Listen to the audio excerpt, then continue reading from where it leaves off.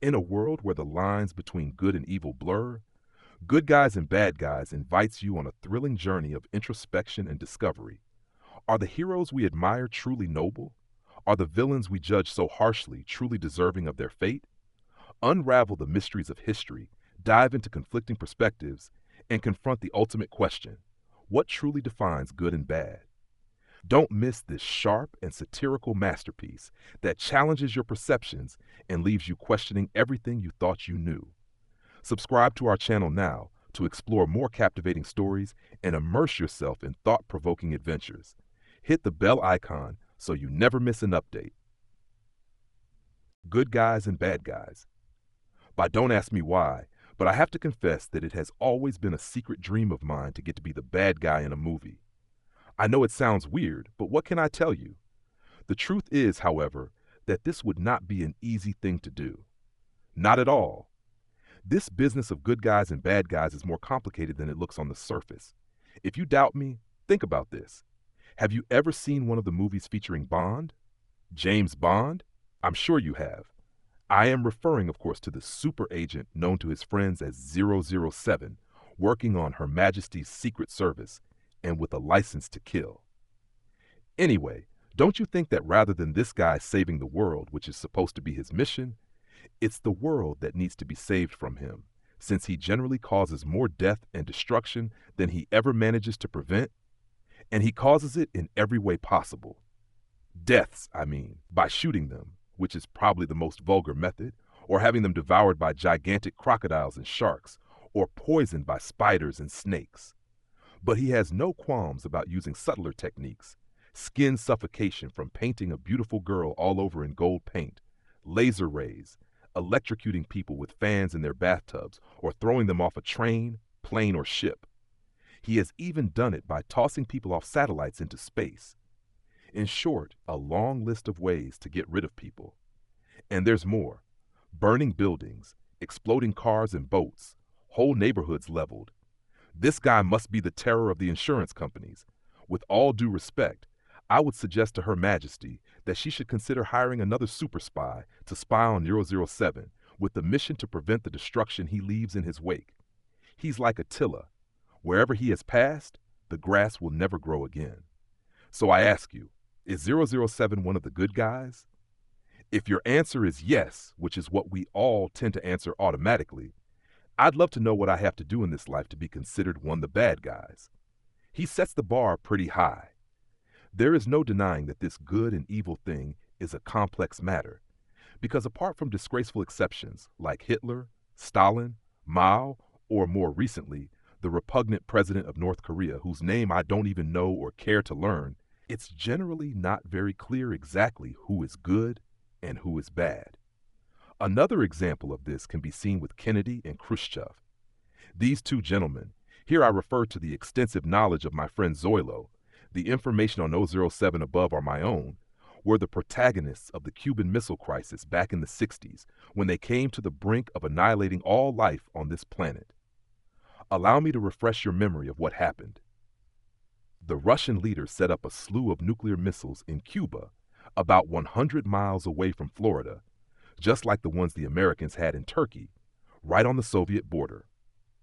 In response to the Russian move, Kennedy organized a blockade of the island, placing warships in international waters to prevent more Russian vessels with armaments from getting through, while demanding that the Soviets withdraw the missiles they already had on Cuba. In reality, this blockade was completely illegal and could even be defined as an act of war, because they were stopping another country's ships in international waters by force of arms. Tensions escalated until the Soviet leader gave in.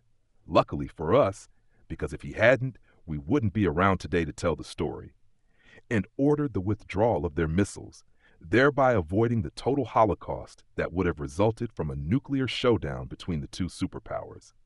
In the secret negotiations held to resolve the conflict, Kennedy was forced to agree to two things: to withdraw the U.S. missiles in Turkey and to promise not to invade Cuba.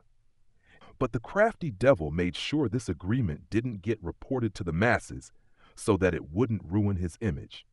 With elections just around the corner, he thought it better not to explain the concessions he'd made to his Russian counterpart. In doing so, he managed to make himself look to the public like the great hero of history. If you don't believe it, you need only see the Hollywood movie on the topic, starring Kevin Costner, who in the end declares with an expression of spellbound admiration, "Once again, Kennedy has saved the world." In the film, the story presents Kennedy as the good guy and the Soviet leader as the bad guy, even though it was Khrushchev who gave way by withdrawing the missiles, and who even had the gallantry to keep the conditions of their agreement a secret, for which he had to pay a high price by being presented publicly as the loser in the crisis. As a result, shortly afterwards, he was kicked out of office by his own comrades. He sacrificed himself, but prevented a nuclear war. Zoilo, who is always well informed, says that Kennedy was just a rich dandy, a handsome, irresponsible, deceitful phony, a darling of the gossip columns, who even made agreements with the mafia to win the elections. And because he broke the agreements he'd made with them, they ended up killing him. Zoilo argues that the truth behind his assassination was hushed up so as not to tarnish his image as a brilliant president, ideal father, and loving husband. Incidentally, this last quality was the only one listed above that he had in reality, but with an important twist. He was loving toward any woman other than his own. Anyway, as I was saying, in the explanation that Kennedy offered the world after the resolution of the Cuban Missile Crisis, he lied shamelessly by concealing the concessions he'd been forced to make so that he could look like a vanquishing superhero, an image that always guarantees more votes. But in reality, who was the good guy and who was the bad guy in this story? It is true that sometimes it is easy to tell the good guys from the bad guys, like in the case of the two Koreas today. While the North creates missiles and hunger, the South gives us Hyundai and Gangnam Style. In this case, the two sides are clear. The same is true of the infamous Berlin Wall. In that case, it was just as easy to tell the good guys from the bad just by observing the direction taken by the people fleeing. Everyone fled from west to east, not the other way around. That settles the question, I guess. But not every case is that obvious. A lot of the time it's hard to tell. As I was still confused about it, in spite of putting my neurons to so much work, I took the most logical approach. Ask Zoilo. I remember his answers exactly, and I transcribed them here for you so you can make up your own mind. On the one hand, he told me when I explained my trouble, it could be argued that if it weren't for the existence of bad guys, the good guys wouldn't exist either, because we wouldn't have anyone to compare them to. So the bad guys are the ones that basically define the good guys. On the other hand, you need to understand that these are relative terms that depend on the point of view of the observer. Very interesting, I remember thinking, but taking this line, we weren't going to get anywhere. So I persevered. But it isn't all totally relative, I argued decisively. For example, look at what happened in World War II. The winners in that war were indisputably the good guys. Sure, he replied, but they didn't win because they were good guys. They won because they had the USA, the industrial powerhouse of the world. In fact, a lot more of the Allies died than Nazis in that war, and they also lost a lot more tanks, airplanes, and ships. What happened was that American industrial might enable them to manufacture weapons faster than they could lose them on the front, as huge as those losses were. No, they didn't win because they were good guys or heroes, but because they produced more bombs. Furthermore, allow me to remind you that among the Allies there were bad guys too, because Stalin, who was one of them, would be hard to classify as a kind-hearted soul. I have to admit that I was troubled by this, but I quickly got over my cares when he continued. Look, I'm going to tell you a true story, and after you've heard it, you tell me who the good guys and the bad guys are in it. You'll see that it isn't easy. I got into my attentive listening pose because I love stories, and Zoilo is the best storyteller of all. Cast your mind back to the 19th century in Hawaii, he began. Kaʻahumanu was the queen ruling the archipelago after the death of her husband, the former king. Until then, the Hawaiian Islands, like others in the Pacific, were places of easy living and free sex, as their inhabitants had no notion of our moral scruples about such matters. For the natives, it was a source of pride to show a long list of lovers, and men sought to marry the most beautiful ladies so that they could be praised for their prowess by their friends. There was nothing sinful about sex, which they accompanied with songs, dances, and flowers. Public parties generally ended with what Christian culture would define as orgies. I listened attentively.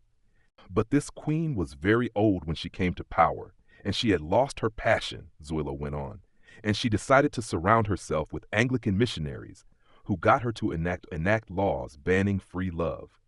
These laws were so harsh that they condemned anyone who broke them 3 times to death.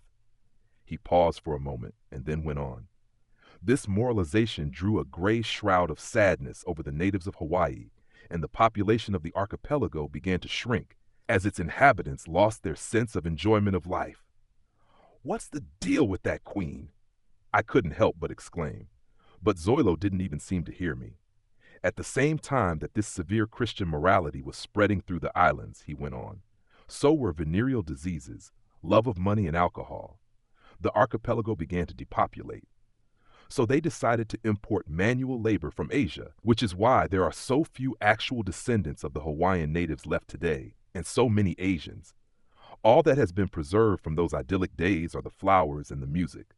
So tell me now, who were the good guys and who were the bad guys? What a great story. But this whole good guy, bad guy thing still had my mind in a knot, and Zoilo didn't seem very interested in untying it. So I had to start looking for my own answers. And suddenly it hit me. The only reason why this question interests me, as I said in the beginning, is because since I was a child, I've always had a burning ambition to get to be the bad guy in a movie. I don't know why, but it appeals to me more than being the good guy.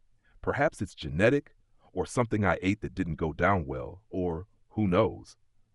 But after the whole 007 thing and the other cases mentioned above, I don't know how I'd ever be able to do it. The bar has been set too high because most of the time, the good guys do things that make them impossible to tell apart from the bad guys. Did you like this book?